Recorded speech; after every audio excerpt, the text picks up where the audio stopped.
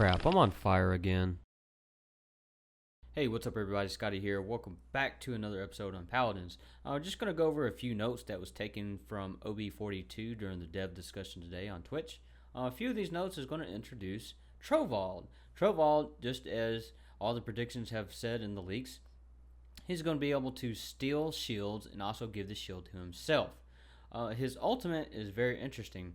When cast, he can pretty much knock anything back in its path, just as long as the beam touches it. And it's not going to be a short distance of a knockback. It's going to be a very large knockback.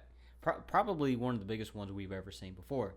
His health is going to be very similar to Barik. So not quite as tanky as Fernando, but almost, just as much as Barik. The balance changes that are coming up this is something the community has been asking for a very long time.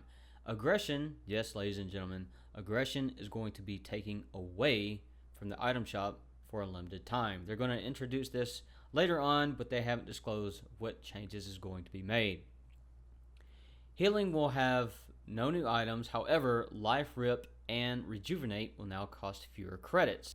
As far as champions go, Bomb King and Pip will both see an increase in their damage. Not necessarily the direct damage that they're going to be doing, but the explosion radius as it falls off. So not necessarily the direct damage that they're doing if they manage to hit the target completely, but as the explosion falls off, they're going to see a little bit of a damage increase there. Cassie is going to have a text update on her ultimate, showing that while her ultimate is in use, she will have crowd control protection. Grover's crippling throw will no longer double stack on top of each other if you happen to do this twice on your target. Maldamba, this is probably a good thing for everybody, Maldamba's stun will no longer be able to stun the same target within 3 seconds. So if you do manage to land a reload stun on your target, you cannot stun that target again until 3 seconds later. Tyra is getting an accuracy increase. This also increases in her long range. And the last balance changes is actually Barik. Barik's ultimate, his barrage, will now hit a lot sooner to the ground than it would before. A new game mode which is coming is something we've all been looking for, is the PvE. We weren't sure how exactly hi-rez was going to go with this, but this is what they're going to do. You start off the match with several credits and you get to decide on which items you want to buy. To win the match, you need to capture 2 objectives.